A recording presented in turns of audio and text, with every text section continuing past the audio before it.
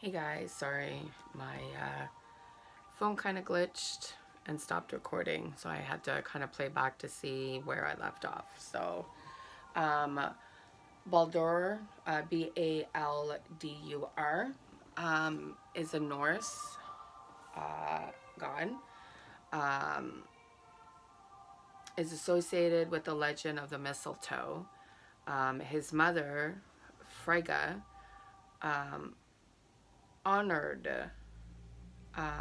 Baldur and asked all of nature to promise not to harm him. Unfortunately, in her haste, Frigga overlooked the mistletoe plant. So Loki, the resident trickster, took advantage of the opportunity and fooled Baldur's blind twin, Hodr, H-O-D-R, into killing him with a spear made of mistletoe. Baldur was later restored to life. And then we have Bonadia, I believe is how it's pronounced. B-O-N-A. D-E-A. It is a Roman goddess. This fertility goddess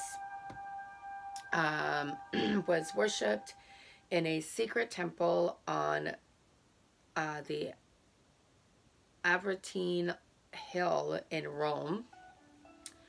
And only women were permitted to attend her rites. Her annual festival was held early in December. High-ranking women would gather at the house of Rome's most prominent magistrates. The Pontifex Maximus. While there, the magistrate's wife led secret rituals at which men were forbidden. It was even forbidden to discuss men or anything masculine at this particular ritual. There's Calic, C-A-I-L-L-E-A-C-H,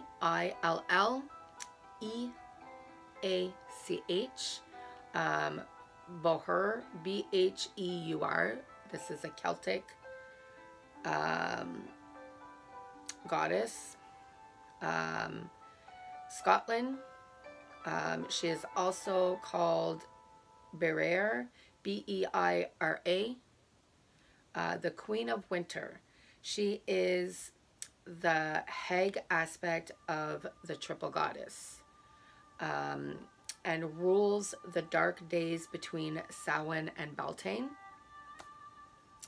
She appears in the late fall as the earth is dying, and is known as a bringer of storms. She is typically portrayed as a one-eyed old woman with bad teeth and matted hair.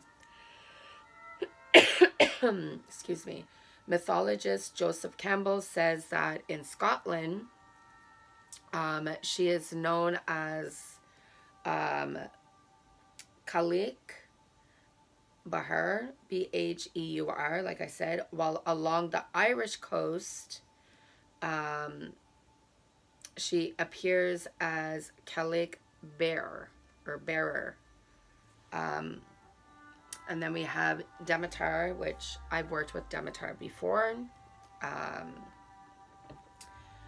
Through her daughter, Persephone, Demitar is linked strongly to the changing of the seasons, and is often connected to the image of the Dark Mother in winter. When Persephone was abducted by Hades, Demeter's grief caused the earth to die for 6 months until her daughter's return. Just like a kind of short story. Demeter's daughter Persephone was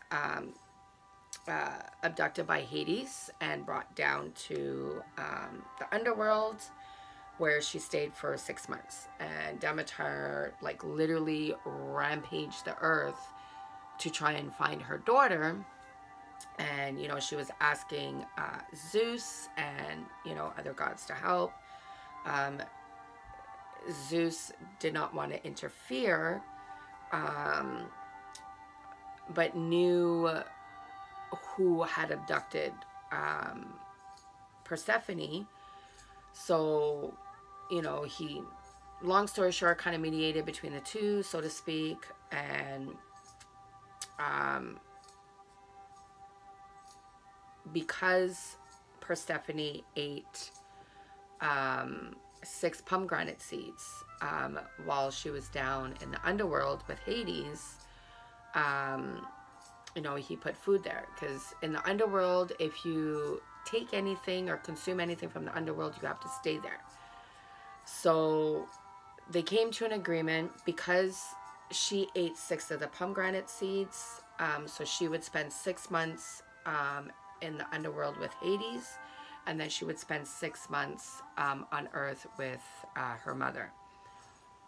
Hence the changing of the seasons, right? You have 6 months of darkness, 6 months of light, right? So it's just kind of shortened for it. It's actually, if you're able to look up the actual like full story for Demitar, Persephone, and Hades, it's quite interesting. Then there's Dion. I always mispronounce this one. I mean, I mispronounce a lot of them. Dionysus.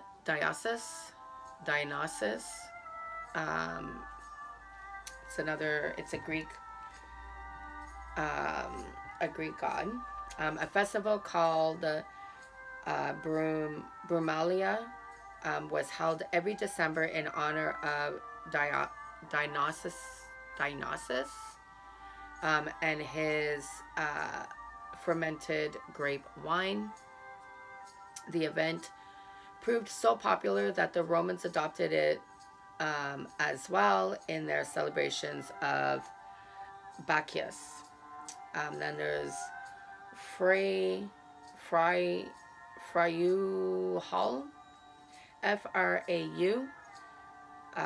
Then Holle is the Norse goddess. She appears in many different forms in Scandinavia mythology and legend. She is associated with both the evergreen plants of the Yule season and the snowfall, which is said to be Frey Holly shaking out her feathery mattress. Then Frigga, which is the Norse goddess. Frigga honored her son Baldur by asking, you know, the nature, you know, not to harm him, which we went through earlier. So we know, you know, Loki, the trickster, used it to his advantage, killing him with the spear of mistletoe. Well, not him, but tricking his blind twin. But Odin later restored him to life. As thanks, Frigga declared that mistletoe must be regarded as a plant of love rather than death. So this is his twin, Hodr, Hodr, Norse, sometimes called Hod, was the twin brother of Baldur and the Norse god of darkness and winter. He also happened to be blind and appears a few times in the Norse skaldic poetry. When he kills his brother, Hod sets in motion the string of events leading to Ragnarok, the end of the world. And then we have the Holly King, which is British and Celtic. The Holly King is a figure found in British tales and folklore. He is similar to the Green Man, the archetype of the forest. In modern pagan religion, the Holly King battles the Oak King for supremacy throughout the year. At the winter solstice, the Holly King is defeated. Then we have Horus, who is an Egyptian god. Horus was one of the solar deities of the ancient Egyptians. He rose and set every day and is often associated with Nut, the sky god. Horus later became connected with another sun god, Ra. I think it's Nut, N-U-T. And then we have La Befana, which is an Italian goddess. This character from Italian folklore is similar to Saint Nicholas in that she flies around delivering candy to well-behaved children in early January. She is depicted as an old woman on a broomstick wearing a black shawl. Lord of Misrule, British. The custom of appointing a Lord of Misrule to preside over winter holiday festivities actually has its roots in antiquity. I apologize, I know I'm pronouncing that wrong. During the Roman week of Saturnala.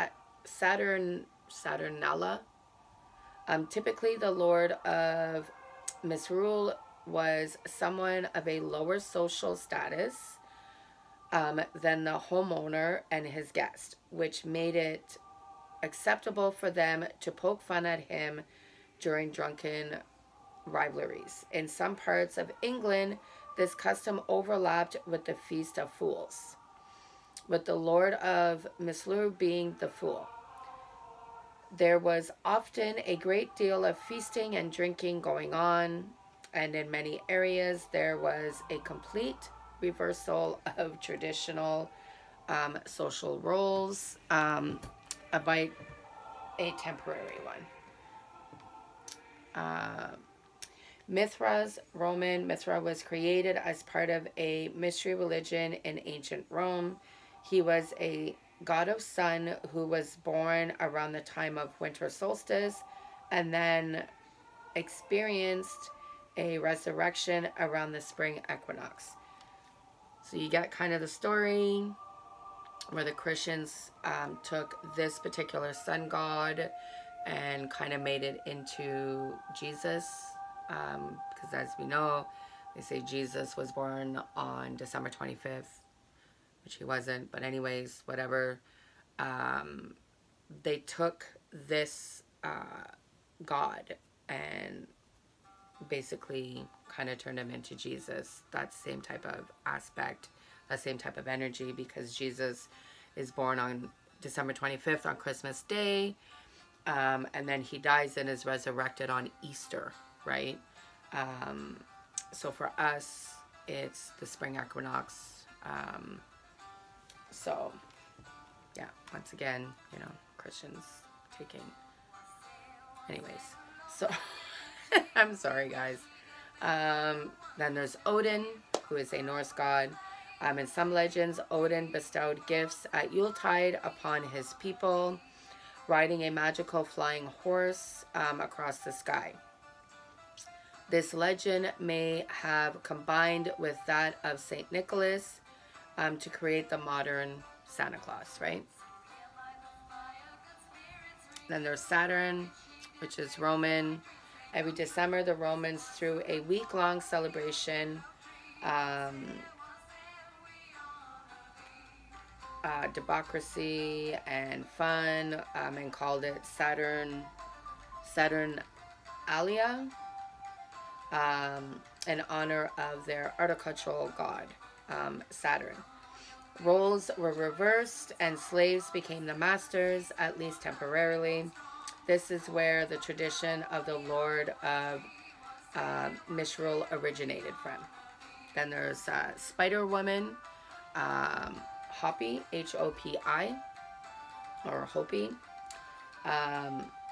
Soyal is the Hopi festival of the winter solstice. It honors the Spider Woman and the Hawk Maiden and celebrates the sun's victory over winter's darkness. So those are a few gods and goddesses that I can kind of find online. It's really, for me, I think it's important, and I try, especially this year, that was kind of like my, my New Year goal, coming into 2021, was to try and work with the energies of each Sabbath of the Wheel of the Year, so working with the energies of Imbolc, because Imbolc would have been, right after the New Year, working with the energies of Astara, working with the energies of Beltane, working with the energies of Summer Solstice, working with the energies of Lunasa, the energies of Mabon, the energies of Samhain, and now the energies of Winter Solstice. I've been trying very hard to work, the energies of each of those Sabbats, each of those times of the year, just in with my practice and kind of, in with myself. And, I've definitely have a different outlook on winter as I, kind of learned more about each of the Sabbats as the Sabbats came. And, I hate winter. I hated winter. It's cold. It's wet. I liked for it to just snow for, Yule, and then obviously my birthday, because my birthday is the 3rd of January, and then just like after my birthday, it needs to go, it needs to be gone. Now, this year, I've actually embraced the darkness, and I've embraced, just the energy of death, the earth dying, the earth going to sleep, and just that whole energy of like transformation, and looking back at the year and what I've accomplished, and goals that I have set that I've met, goals that I've set that I didn't meet. Why didn't I meet those goals, and what can I do to change it so that, going forward, I can try and start meeting those goals. And obviously with, the whole pandemic and everything else, there was a lot of goals that I couldn't set, obviously for obvious reasons. And I've done a lot of changing this past year myself, just within myself. I actually took this opportunity to, to change a lot, because I have went through a lot last year, kind of coming into, 2021, 2020, obviously for everybody, they went, through a lot. And then, obviously still with 2021, we were all obviously still in a pandemic. We were all still kind of going through a lot. I took 2021 and really started changing things within myself, and cutting loose what no longer served me, which included people, situations, just everything, and breaking bad habits. I have a tendency to, especially when it comes to family, just kind of like, it is what it is, it's family, and you're kind of looking away and you just kind of accept whatever. I've done that my whole entire life. And this year I've stopped that. You know, I've put my foot down, and no, that's unacceptable, and I will not be treated that way again, and I will not fall back into that pattern again.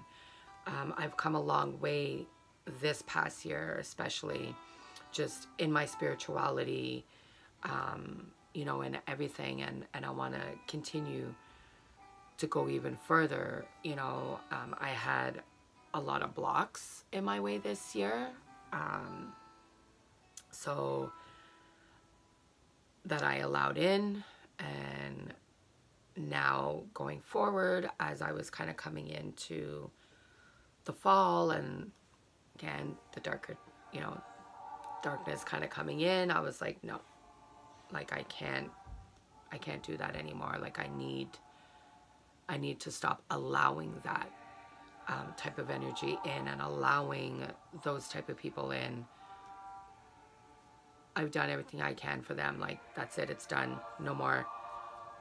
I need to move on, and I need to do this for me, and that's where I've been now. Like, I'm doing for me, and obviously I always do for my family. I always do for my kids, my husband, you know, my son-in-law. Like, if I can do, I do. They'll always be, you know, my number one. But now, outside of my home, I've stopped. It's me, you know. Everybody in my family, in my home, my actual home, my kids, my husband, my son-in-law, they're good. Now, I'm going to do some stuff for me now, you know. And as long as they're good, then I can do stuff for me. And it's okay for me to do stuff for me. And that's kind of where I'm at now, you know. And then I'm trying to further even more with my practice and that. So I've actually taken this opportunity for this year to kind of remold and kind of get back on track. So I welcome this darkness, and I welcomed winter this year, and winter solstice. Like I really welcomed it, and I'm really walking in to that darkness and accepting it, and working with that whole darker energy. I'm doing a lot more shadow work during this time, and will continue to do shadow work, you know, during the winter, you know, this month, and during January. And I will just keep continuing to do shadow work. And then as Imbolc starts coming in, because now the earth is going to start quaking, come Imbolc, then I'll kind of start going into that next stage of planting the seeds, and you know what I mean, and kind of going forward. So I encourage you guys to work with the energy of winter solstice, work with that darkness, and you know, reflect back. This is a time of reflection, and you know, a time of, you know, death and decease. You know, let those old energies die and things like that. It's, you know, a time for you to reflect back. So you know, comes death, comes transformation, right? From death comes rebirth, and you know, we need to kind of work with that whole energy, and you know, cut loose and release, and get rid of, you know, what didn't work for us this past year, you know, going forward into the new year, and you know, that kind of thing. I encourage you guys to work with it, you know, and really look deep within yourself, and you know, in this past year, and see what you come up. I encourage you, have a journal that is strictly for your shadow work. I have a journal that is strictly for my shadow work. You know, write down your feelings in there, write your thoughts, just everything in there that you want to release. You know, there's a lot of different releasing spells and like letting go spells that you can do, you know, incorporating fire and stuff. You know, I work with it, work with the energy, guys. I encourage you guys to work with the energy. You know, let go the whole like cold and wet and all the snow. Just let all of that go. That's minute. You know, just work with the energy as a whole. You know, the darkness, just work with that energy. I encourage you guys to. let me know in the comments down below, you know, what came up for you guys, and you know, if you invoked a goddess or a god, you know, what goddess, you know, what deity did you guys invoke? You know, if you did a ritual, what kind of ritual did you do? You know, did you do a craft for, you know, to bring in winter solstice? Like, what did you guys do for your winter solstice? What did you guys do for your Yule, your midwinter, you know? Let me know in the comments down below what you guys did. And if you have any other questions, put it in the comments down below. Yeah, so this video will be in a two-part. I apologize, guys. So it's an older phone that I'm using. It goes kind of wonky sometimes. So, but yeah, don't forget to hit the like button. Give me a thumbs up when you watch my video. And don't forget to hit the subscribe button. Subscribe to my channel, you know, so we can kind of have our own little kind of witchy community on YouTube. And don't forget to hit the notification button. Make sure you scroll up and hit the little check the little all button, so all videos that I upload, you'll be notified. You'll get a little notification that I've uploaded a new video. And yeah, I am going to get settled in, read my book for a bit, and I will see you guys on the next video. And yeah, blessed be, blessed winter solstice, blessed Yule, blessed midwinter, blessed you all. Have a blessed magical night. I love you all. Blessed be my magical beings. Night, guys.